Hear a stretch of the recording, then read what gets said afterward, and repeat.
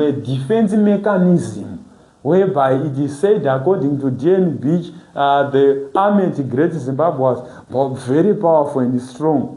And this has led to the rise of Great Zimbabwe. As many people, they were joining Great Zimbabwe for protection and against my invaders. So my ex is at prove out Joshua now.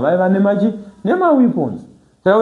Then wapedza kunyora nyaya dzepolitics dzawataura wakuti, however, basing on the political issues using archaeology, one cannot forget that there are weaknesses in these elements. For example, axes and other artifacts that were discovered, they cannot speak for themselves.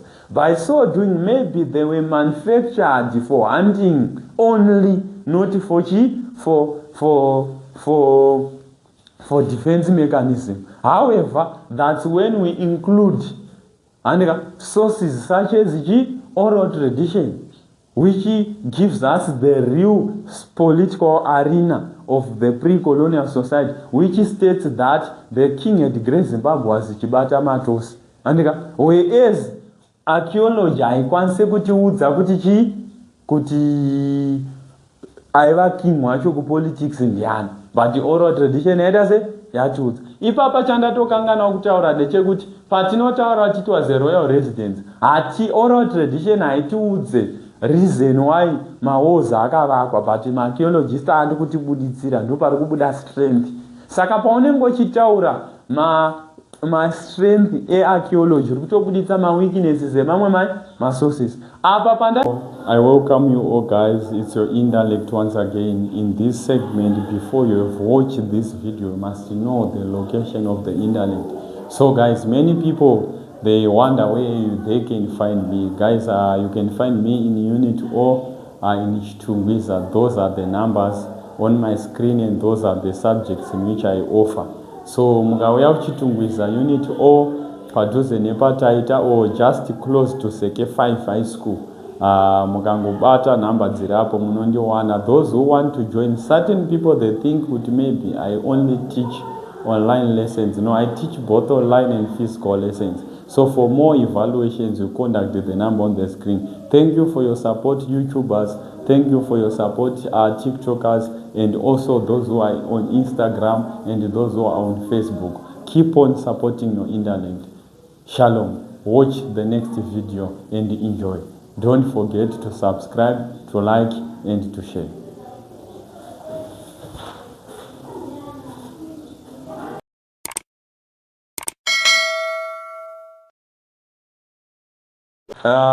We wanted to revise our question paper. Question muneta muchinyora andika tichinzwanana muno question ema sources. I know you know it andika, but ndikutongoitira online. So here our question says, it's our question number 1, our November 2017. Don't worry, because this paper is for 2017. But for your revision's sake, this question paper is viable. Why? Because the very same questions that are in this paper are the very same questions in which you are going to face in your examination. So it's a matter for revision's sake. How to get? So the questions say, discuss the contribution of archaeology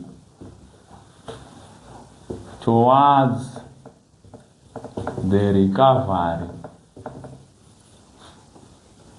of Zimbabwe's pre-colonial history. Right. So, what I want you to know, or what I want you to investigate, or what I want you to do is, whenever you see a question that is related to sources of history, before you go any further or before you take any action, what must come in your mind is the issue of multidisciplinary approach. That's the first step to take. When you note about the multidisciplinary approach, the second thing is you have to know about the pre-colonial history. Pre-colonial history is the same as pre-illiterate is the same as what do we call it? Primitive societies. And it is also same as the past before colonization. And it is also the same colonization. It is the same as the past before 1450 AD. So what I want you to know is any question that is in section A, you cannot write reference information far past Great Zimbabwe. You must write information about the Sen, you must write information about the Bantu, Gokomere, Ziwa, Mabveni, up until to Great Zimbabwe. To avoid any error, you must not mention of Mtapa, you must not mention of Rosh.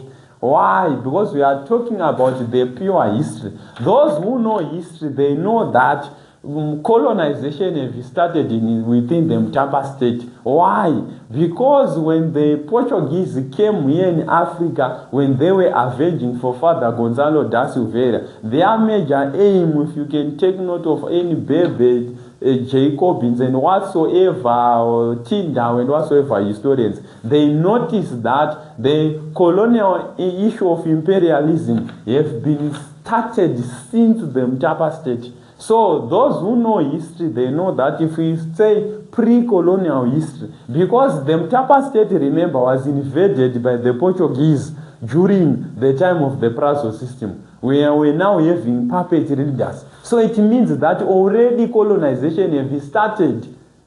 Are we together? Saka muna anoziva history haati Mtapa state it's before colonization. Kune muna anoita history the A level. Colonization yakatotangira Mtapa state, they were doing trial and errors. Are we together? Vava maPortuguese wayo vaitoda kuzama vachidididi Rose state vachidi vachiuya vachidi vachikanganisika. Saka when we are talking about pre-colonial society, don't mention far above Great Zimbabwe, please. Anditika kuti zvifambe zviripo, right? What is multidisciplinary approach? Multidisciplinary approach is your ability to know that the sources they work hand in hand. My sources they work hand in hand to an extent that the weakness of other sources they are covered by the strength of other sources. The strength of another source are covered by the weaknesses of other sources. So whenever you are writing an essay or concerning sources of history, if you fail to curtail or to implement the fact that the sources of history, they work hand in hand using the multidisciplinary approach, your mark is going far beyond 13, 15. Why? Because you are writing information which is not equitable or which is not good enough for the examiner to award you more marks. Saka haugone kuona mamarks akawanda. Are we together? Saka taakuchiuya ku question yedu panapa iri kuti discuss the contribution of archaeology. So the first thing to note is what is archaeology? Archaeology, it is the scientific study of the remains of the past through radiocarbon dating, whereby historians, specifically the archaeologists, they excavate artifacts. Whenever you are writing the questions related to sources, especially with archaeology, you must use the term artifacts. This is the historical jargon, which means that it is in information yacherwa pass. And they were using artifacts to identify. So archaeology, I'm now repeating, it is the scientific study of the remains of the past, whereby archaeologists, they use the artifacts to depict information about the past. So we have now defined archaeology. So in sources of history, we have got two other major sources. We have got archaeology. Archaeology can be given another name which is known as rock art. How to get? After that, with this archaeology known as rock art, we have what we call oral tradition. We have got what we call written records. These are major sources that we have. Those are anthropology, So what you must know is, what are the implications of archaeology? What are the strengths of archaeology and its weaknesses? What are the strengths of oral tradition and its weaknesses? What are the strengths of written records and its weaknesses? So if you are going for exam, unofana kuenda ku exam uchinyora uchiziva kuti pamasources angu ari 3, and there's no way usambonyeperwe nyangwe zuva rikanzi rabuda nekusouth.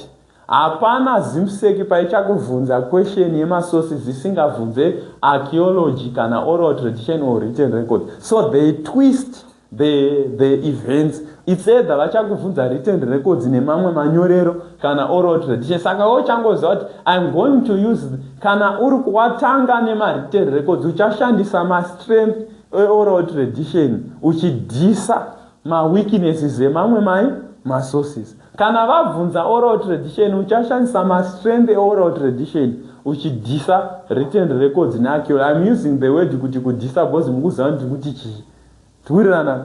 Kureva kuti iwe ukauya nebhutsu yakanaka uchikoro unoswera uchidhisa vamwe uchidai makapfeka zvimalofu yejihani nokuti unenge une original shoe. This is what I'm saying. Vakauya seapa panapa vakauya vachiti discussing, we are arguing for and against the given notion. So in this case we are arguing that archaeology has played a greater part in the building up of history of the pre-colonial societies. So right question interpretation. Then try to break down the analysis. Tikuda kubva kupi tichienda kupi apa. Saka monyora kuti the question demands candidates to argue for the fact which reveal that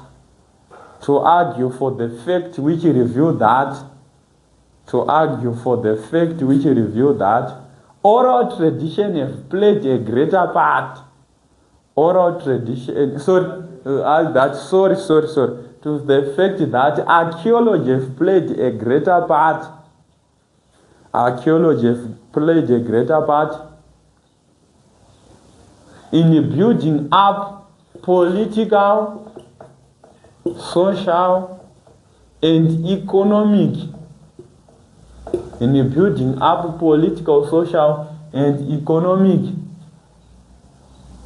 System of pre-colonial societies. Economic system of pre-colonial societies, such as Ziwa, Gokomere, Maveni, Mapungubwe, Sindi, Kami, Ruinda, zvakawandisa up to Great Zimbabwe. Ndingo iwe unochuza zvauda unyora. Vachidako ukaona iwewe paise yako yemasources yese ichipera usina state rawanyora 1 rapa, hakuna 20 yaunowana mwanangu. Hapana band A. I'm going to give a glimpse analysis kana mauda unonyora kuti how Zimsek award individual marks. Award sei marks Zimsek makabata bepa muri apa nchikura musaferi muchinyeperwa zvenizve kunzadzi tinozokuwedzera mamarket. Hakuna zvakadaro. Atigadzire maloya akazvechimbokombo. Saka ukaona ise yako iwewe isina pawambonyo, and it's a must kuti in each and every paragraph yaunonyora iwewe ngapawanikwe state riri kuburitsa, ende nyora nyaya dzako dzakagrupa so ndokuti upone uchiratidza kuti politically zvinhu zvakaitika kudhara zvinobuditswa nearchaeology, socially economic, uchinatsonyora nyaya dzinobatika. Ukaona uchinyora history usinganyitaure zvinhu izvi hakuna kwatiri kuenda, because this is what we call history. Kana if you have society mune politics, mune social life, mune economic life irimo. Saka ukaona uchinyora history usingagrupe mafacts so kuita kwako kuri both European and African, right? Apa tapedza animanzo. Then mobva mati however on the other hand, good candidates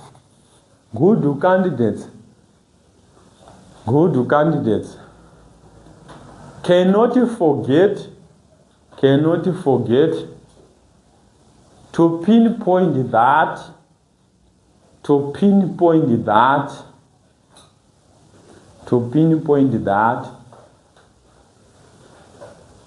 archaeology has its own defects.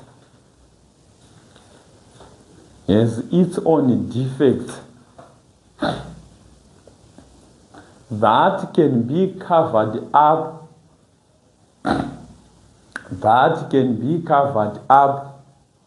by using other sources.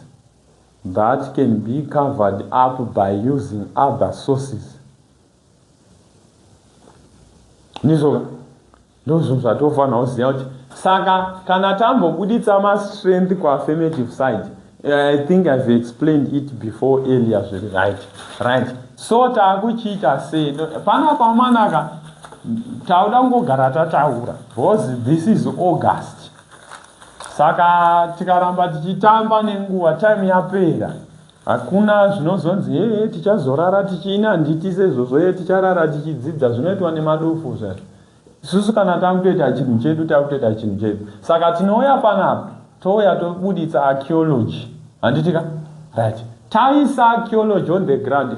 Kana muri muzama guys, please, ndakati munhu anoda kupasa zama uri muexam unodrafta mapoints, mind yedu yakasikwa ine chainogona chihombesa ukabvunza vanhu kukanganwa. Saka uchiona kuti unombobvunza peni yawakabata, mind chinhu chainogonesesa kuita kukanganwa.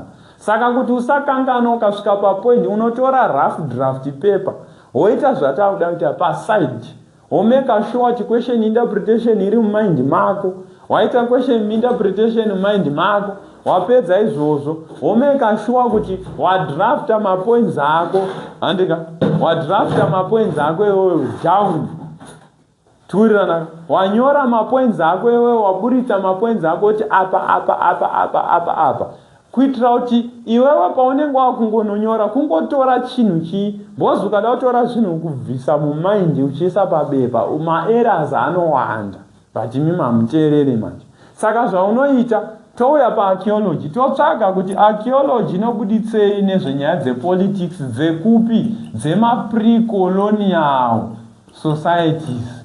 Ndo zvatiri kuita. Tokuwirirana tsvagai mubhegu ako kabhegi kangu kadika,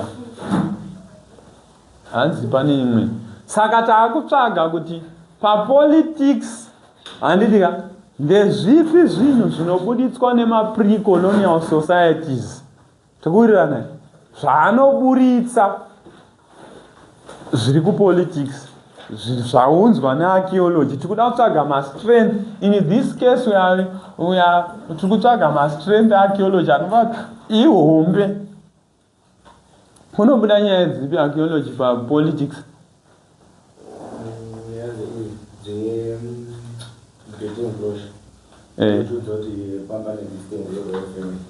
Saka tine nyaya the great enclosure, discovery of the great enclosure. Chii chimwe apa yanga ndichaexplaina, yanga iri royal residence, ndiwe uri muzama and shoot. Chii chimwe chinobuda kupolitics? Tine nyaya yediscovery of weapons. Tinawo ma-weapons, yes. Tine ma-axes apa nechii. Chii chimwe pachiti nezvimwe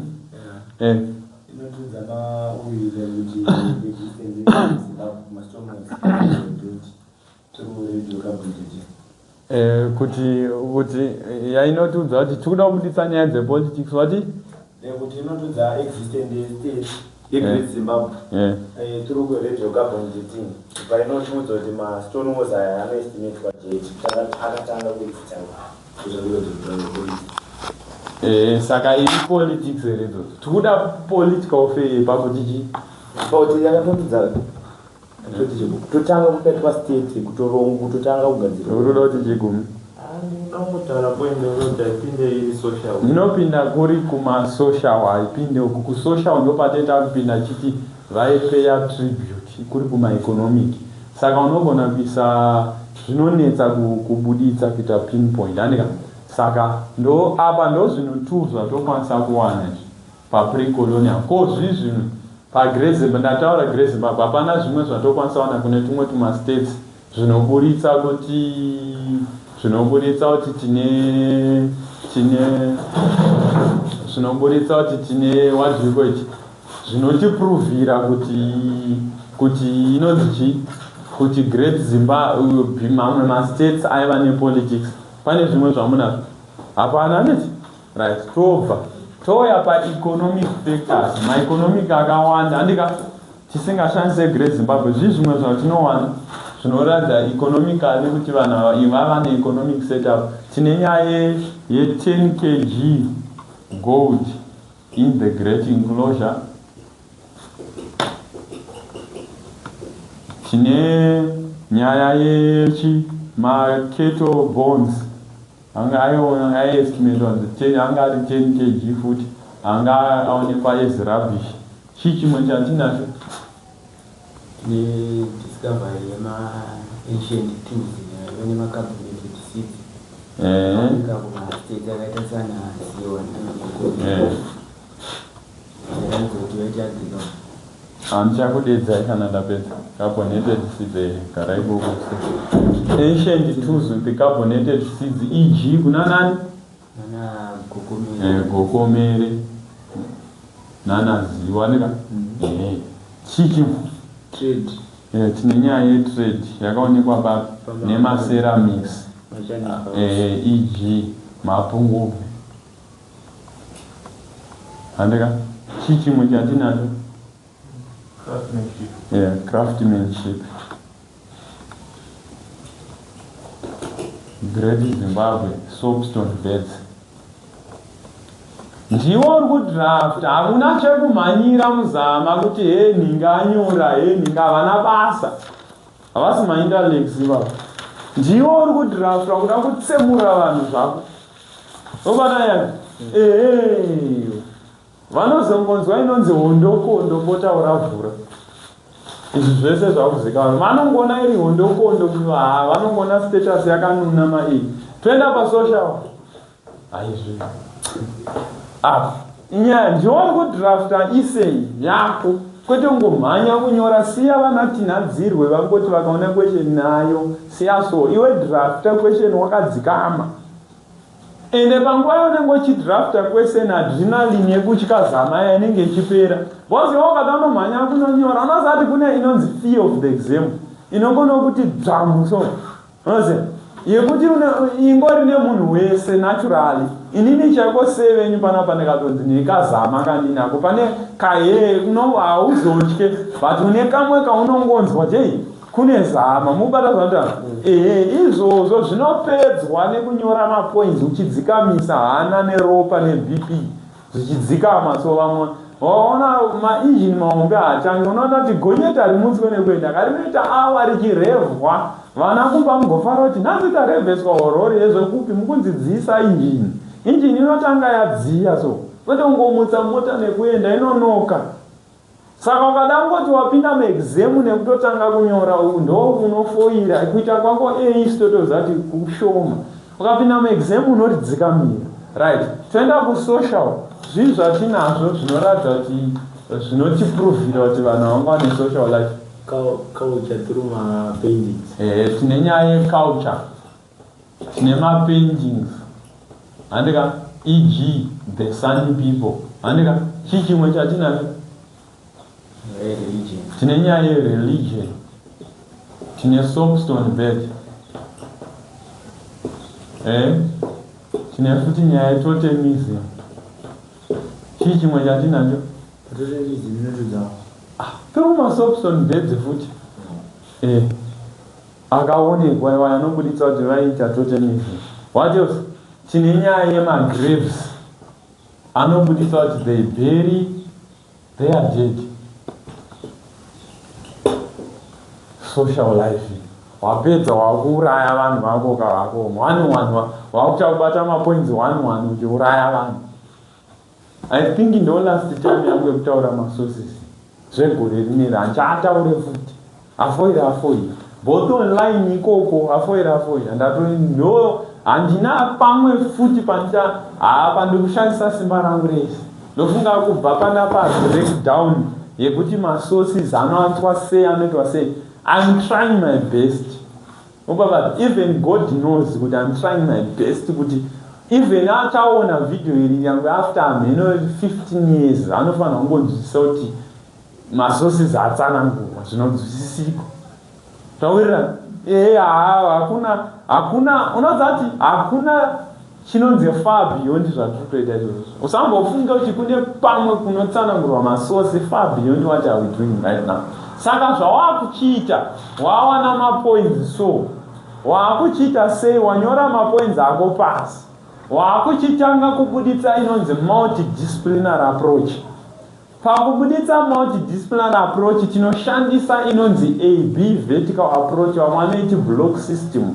Hatina nguva, hatenge tisina nguva yekumirira yekuti tinoda kuzomboshanda nenguva yekuti takutaura tichiti however futi takutongogara kunonzi isusu tichikura taikuti kupondera musaga ndizvoka kungogara yatongofa kitsi inongokandwa musaga nedombo rayo hapana kuzombonzei ichazodii.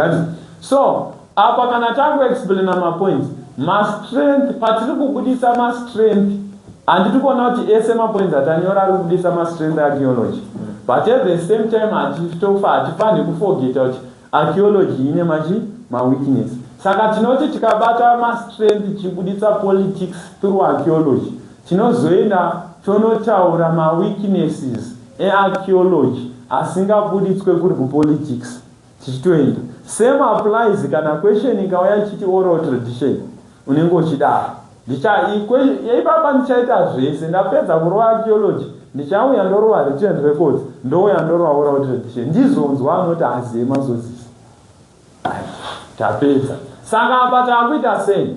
In your introduction you must include the fact yekuti unofanira kuzati chii chinonzi masources.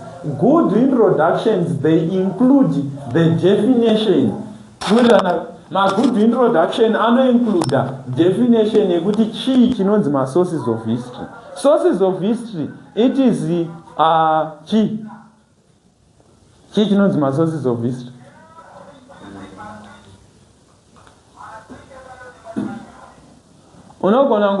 This is the method which is used to depict it is an initiative which is used to depict pre-colonial history. So basing on archaeology, it is one of the fundamental elements in building up the pre-colonial history of states such as Ziwa, Gokomere, Maveni up to Great Zimbabwe.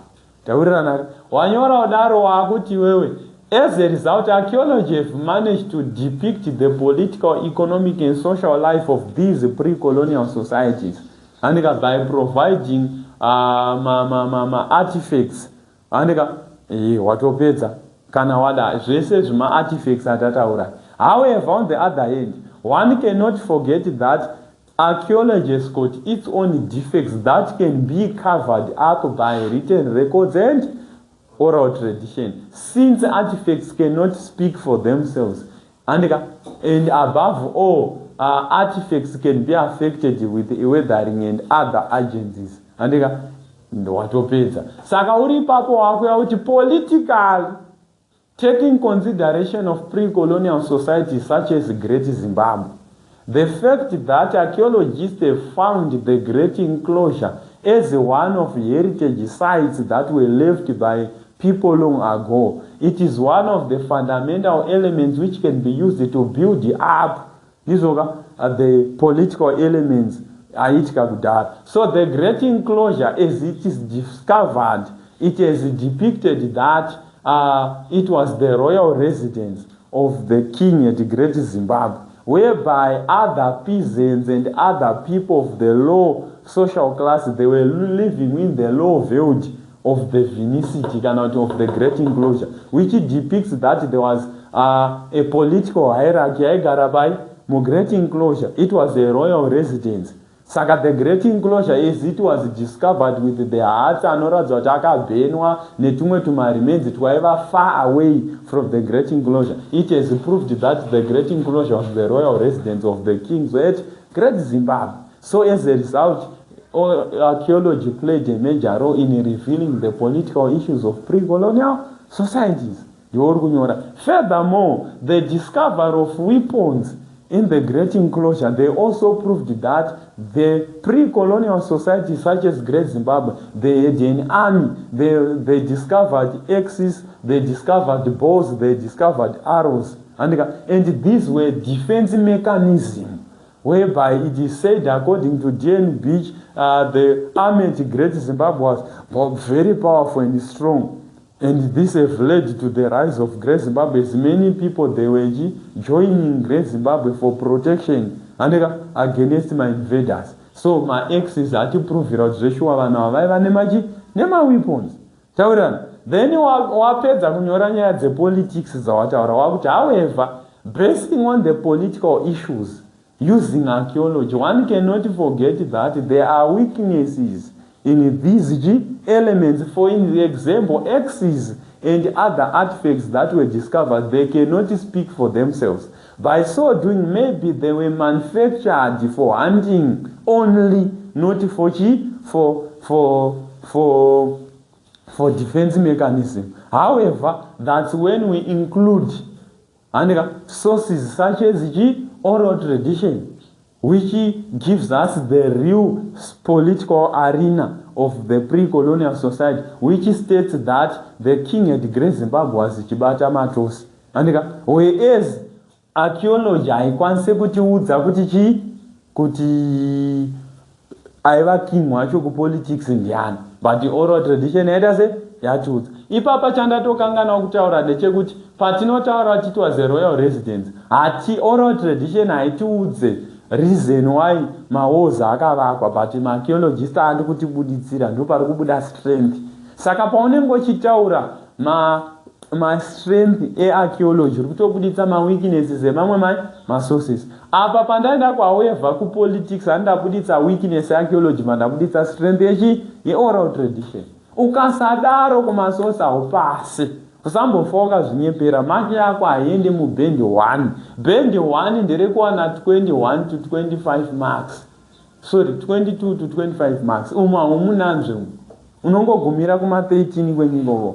Right. Furthermore, taking consideration of the economic issues of the pre-colonial societies, one can take note of the discovery of gold, 10 kg gold within the great enclosure.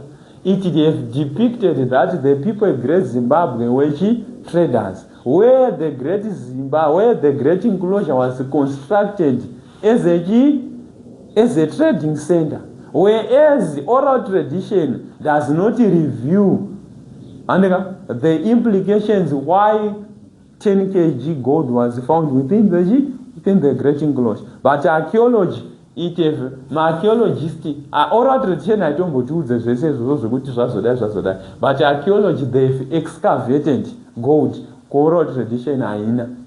Furthermore, taking consideration of the discovery of 10 kg bones of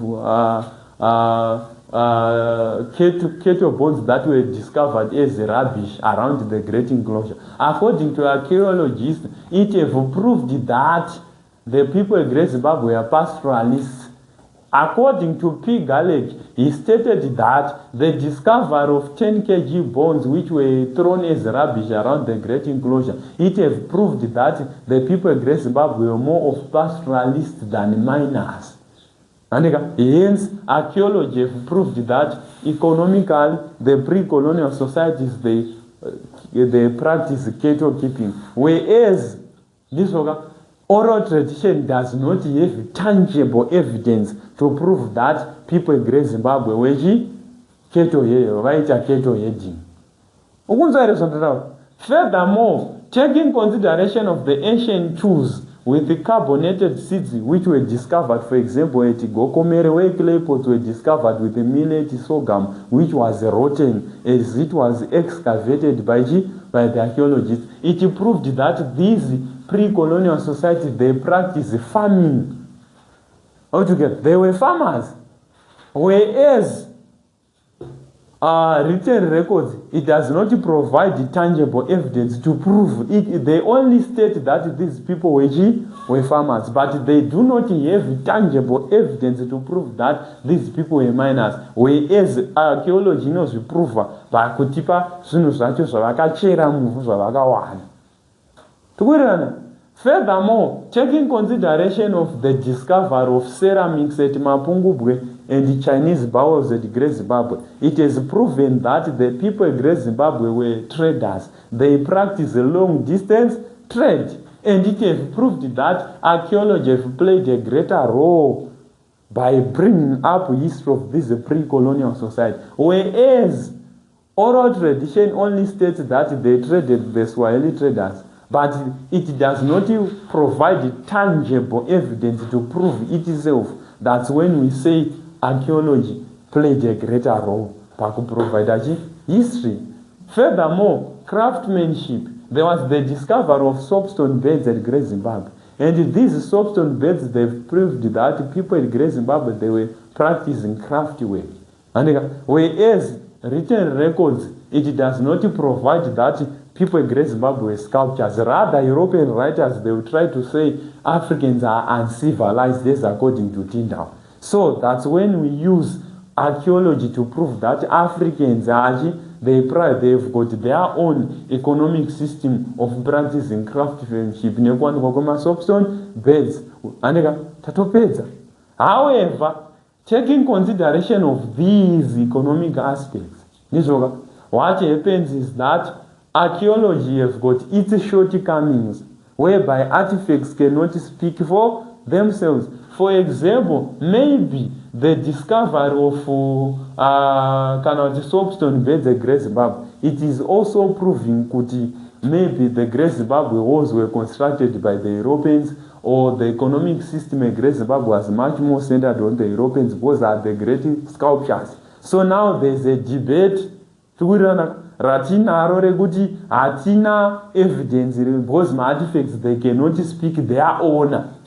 Saka nanhasi tiri kuremerwa hatizoti vakaveza masculptures vanhu vekuGreat Zimbabwe here, maphoenicians here, machii. That's when we apply oral tradition, which proves that the discovery of soapstone beds at Great Zimbabwe, it proved that these people of the Ungwe totem, they were the residents of the Great Zimbabwe walls. Taurane ukunzwa mabuditsira ari kuitwa nyaya. Mastrength kana achitaurwa anotaurwa opera. Tapedza apa wanyora paragraph wapedza wozotaura maweakness, ndio inonzi multidisciplinary approach. Wapedza takuenda kuti taking consideration of the social effects.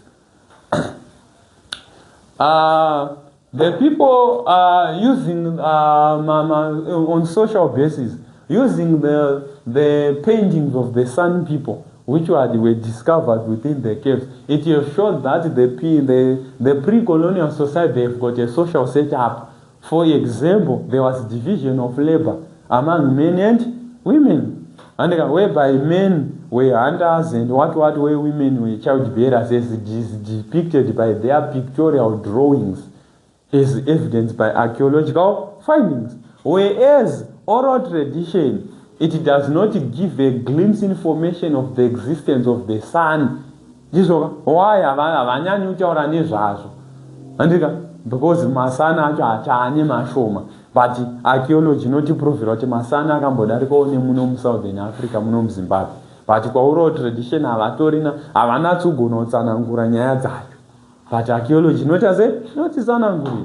Then touya apa, really taking consideration of these social effects, we got the religious aspects, whereby the discovery of soapstone beds at Great Zimbabwe, they have proved that the people of Great Zimbabwe, they worshipped God through spirit mediums, as they appease their gods by sculpturing their totem.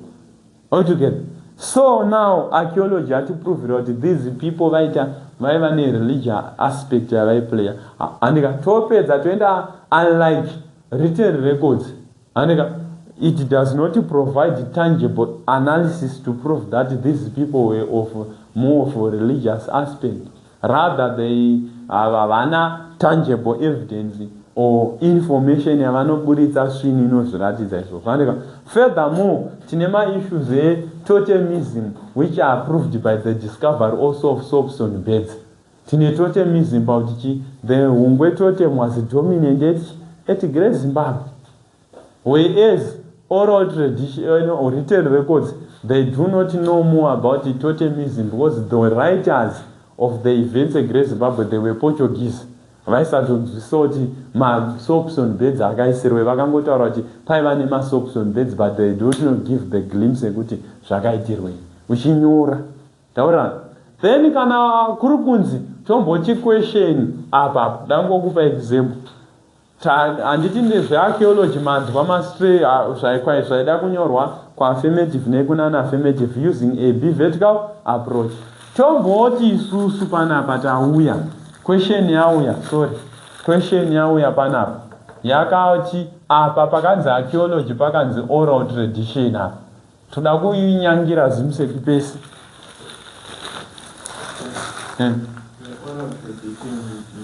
Munayo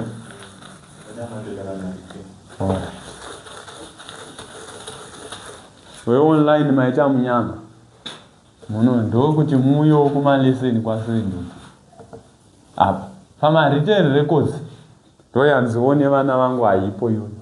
Saka yauya question ikauya yakanoti apa pakanzi written evidence. Ini toda ngogarira kwese. Inini kana wafoira ndinokuvhurira video ndoti wakumana musi wakati question itakaita. Izvezvi tabata masosi kwese. Handitika zvekutoti iwewe pauri kungoenda kuzama mwanangu kungosvika uchingoita vhuserere uzana 21 marks dzako 22 23 kana kudzorera kuzimuseki vanhu kana wagona unotopuhwa usanyepera unotodzorera unoti ukaona 23 unodzorera kudzorera. Right. Question yao yachiti discuss the contribution of written records towards the recovery of Zimbabwe pre-colonial history. Handika saka tauti the question demands toda vanhu vakachangamuka kapabasa. The question demands candidates to review that written records have played a greater part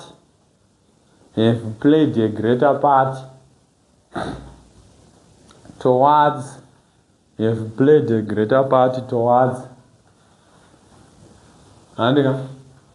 the recovery of Zimbabwe's pre-colonial history. Takuziva kuti pre-colonial history chii. However, good candidates cannot forget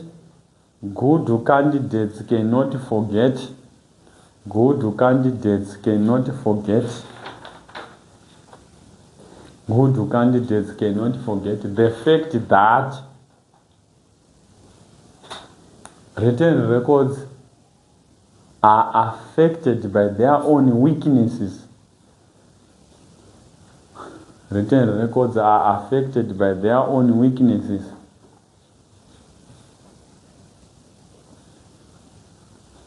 Which require the implication of other sources.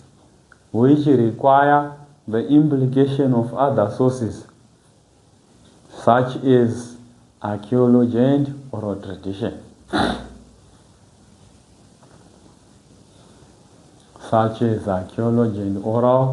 tradition.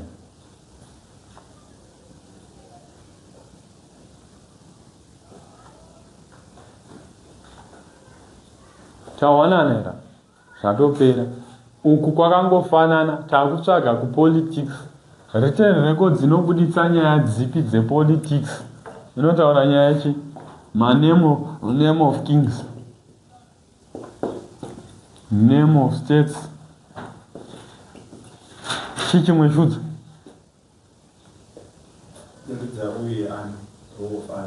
role army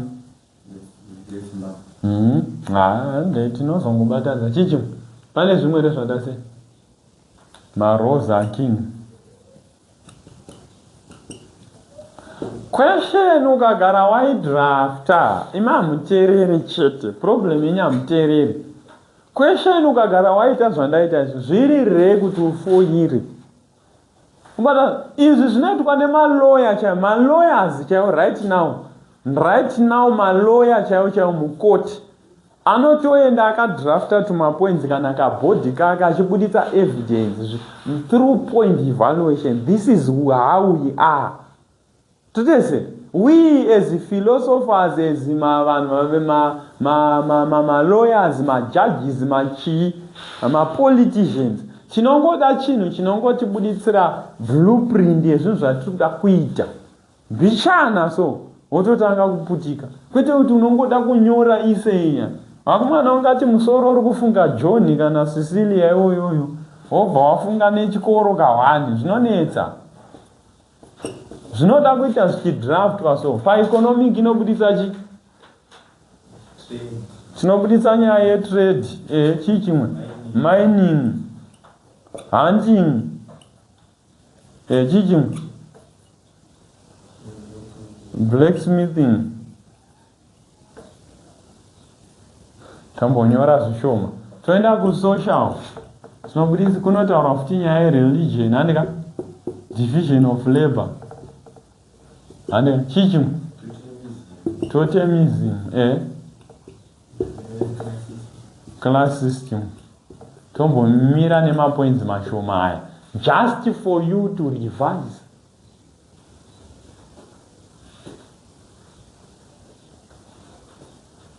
Hakuna guys pari kuzodzokorwa question. Ukatoona watoramba uchifoira idzo dzako. Ndakukutaurira hakuna question paichaitwa kudarika zvatatoita ipapa. Nada hazviti. Right. Saka tiri ipapo takuexplain. You are writing your introduction ukunyora. Written records refers to information which was printed on paper. And providing more emphasis about the pre-colonial history, politically, socially, and economically. Hatina history dzinonyorwa dzisina nyaya idzi hazviti. Tikurirane. Saka as written records politically, they review the name of the kings, economically, economic activities, social activities, at the expense of other sources. However, on the other hand, because the written records are affected by their own defects, such as they can be destroyed by fire, they are expensive to certain communities, and they cannot be used by pre-illiterate individuals. That's when we apply the use of archaeology and oral tradition. Watopedza nevanhu kana watodaro. Vatofa inonzi whitewash. Hakuna marambira anoita nemamax. Unoda kuti hachisi chokwadi.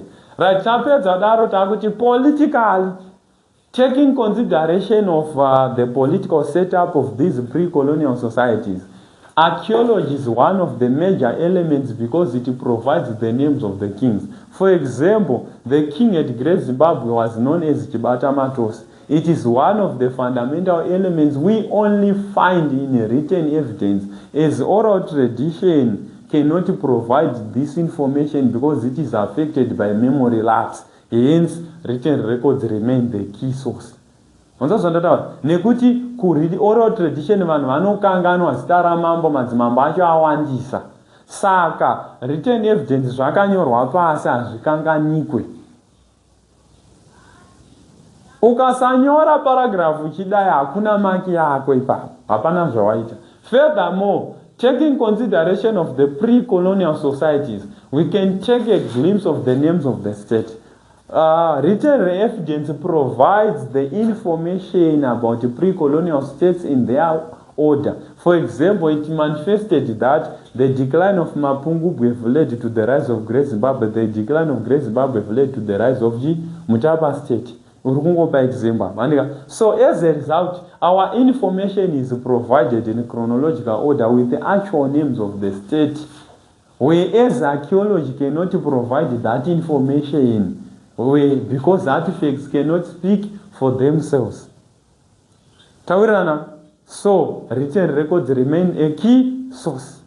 Furthermore, in terms of the political issues, written records provide the role of the army. It is already stipulated and already mentioned, whereas oral tradition does not provide the information about the army.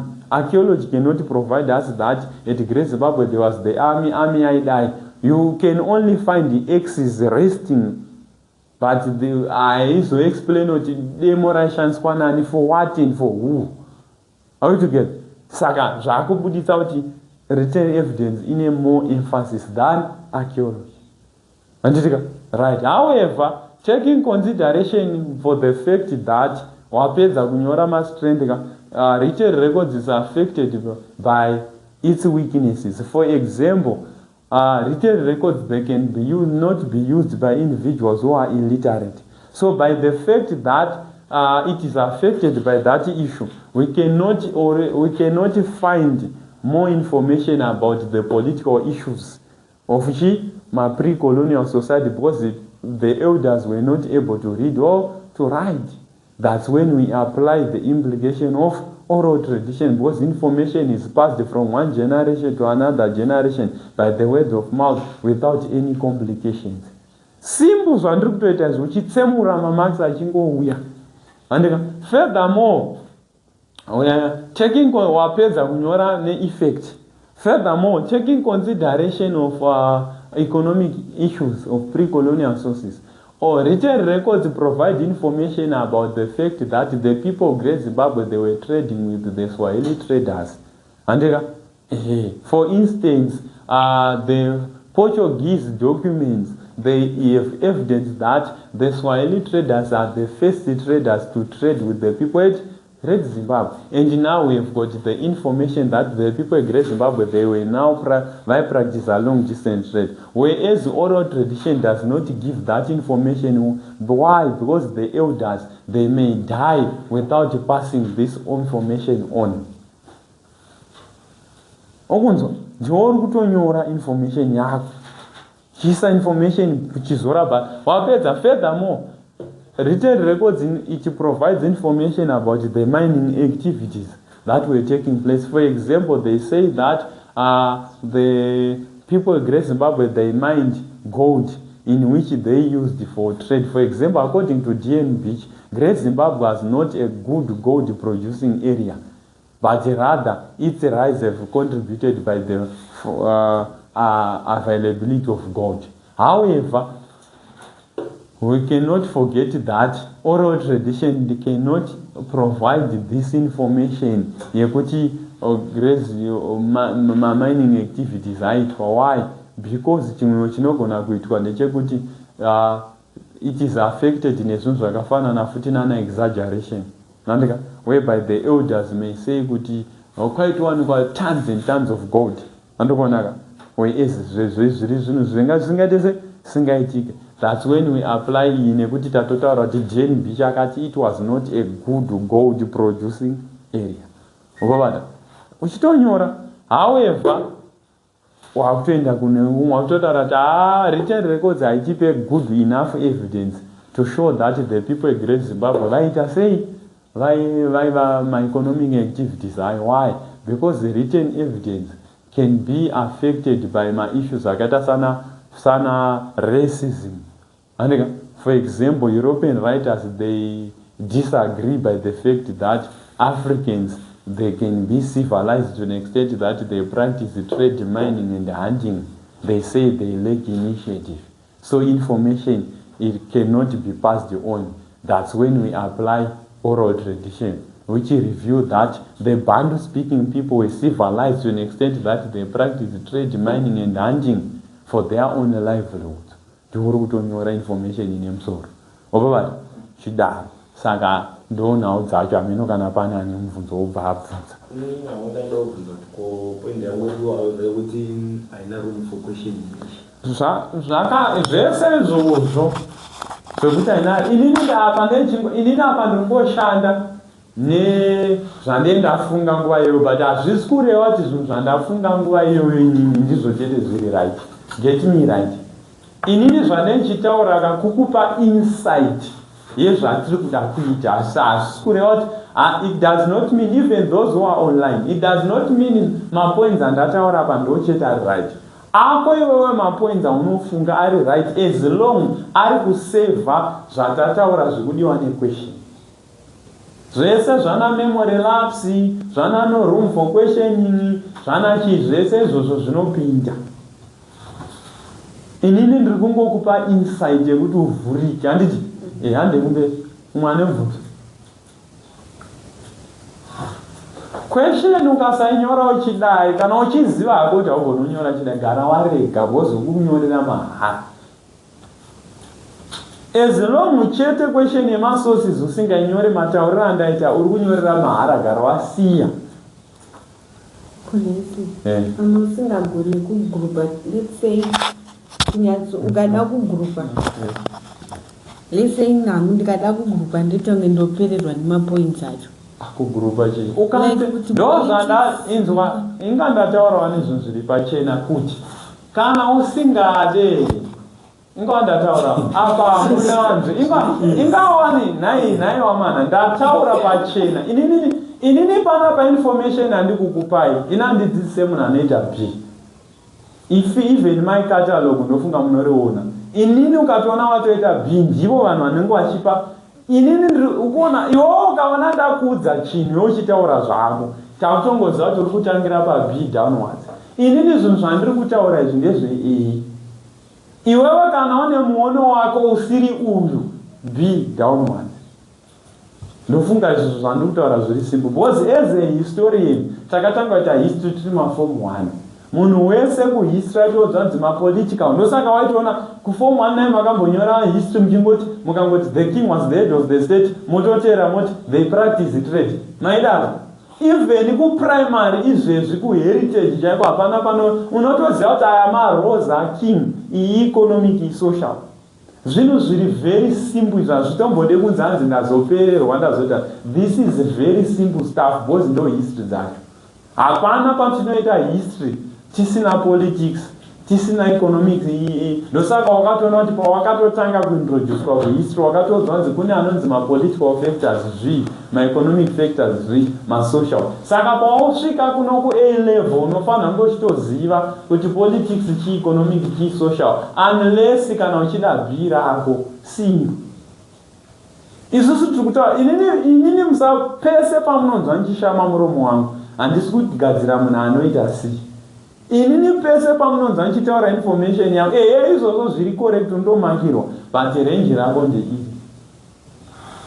range rako iwewe renge riri 17 to 19 marks band 2 range remunhu anowana mamarks aya ndaisa padenga aya tiri kutageta 22 to 25 irange remunhu anoti kana history dzauya even pauya muchapa state anenge achiziva kuti politics ndeidzi economic ndeidzi pakavhunzwa ndosaka uchiona kuti maquestion anozoya achiti to what extent did the political factors lead to the outbreak of Anglo development unofoira why brain dzako wakadzinetesa kuti hadzidi kuziva kuti politics ndeidzi social ndeidzi economic ndeidzi saka in that event kuita kwako A kuhistory kuri slim why uchanzi to what extent did the political factors have contributed to the outbreak of kana kuti first chimurenga kana kuti second chimurenga uchatanga kubwaira uri muzana yeti isusu tikukudzisa zviri simple gara waziva politics ndedzipi pese even kubva kuafrican kumasources kusvika kulast topic yaunoita yeeuropean ingogara uchiziva kuti dzipolitics dzisocial dzieconomy if they are required tikasangodaro chete hatina kwataini bvunzai futi saka apa ndapapindura iwe ukatouya uchianza manziro wenyaya ndizvozvo but ikwa unazvo unongofa uchirota kuti kunoitwa 22 marks even zvinhu zvandiri kutaura if I can give you izvezvi nhamba dzevanhu kana kuti dekurunzi ngoti last year ndaisarekodha mavideo pese pese ndikatokupa nhamba izvezvi dzevanhu kana kuti kuri kunzi tikatsvaga mufoni mangu mapepa evanhu vese vandaimakira vachiita mabhi uchangoona kuti paakangoendawo kuzimuseka akangodzoka nechi vandaingomakira vana mishi vandaingomakira nchisasi ukatotarisa last bepa ramishi chana ndotokuratidza rine 75%, 77%. Ukaona chengeta pruva zvinhu kuti izvi zviri right, chenda unonyora iwewe. Ukatoona tatongokupruvha kuti uri mubhii, uchatoona kuti ukatongoenda kuzama ukaenda unongodzoka uripa. Hazvitoite because inini bhendi rangu rinogona sometimes kutova riri favorable kana kuti rinogona kunge rakadariki riri radical sterect, but nechitotrena iwewe because isusu chatiri kudai isusu hatisuda kudzidza tine pfungwa yekuti 3 points kupasa.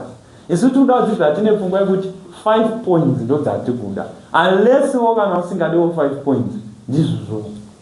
Kana uchida kunoitawo wana tumaprogram twakaita sana local governance, kana muchidiwa kunodiwa ma 6 points kala munenge muri right, munongoita nezvamunoita. But kana muchiziva kuti mudaita malawyer, masocial worker, machi izvi zvandiri kutaura ndo method chaicha.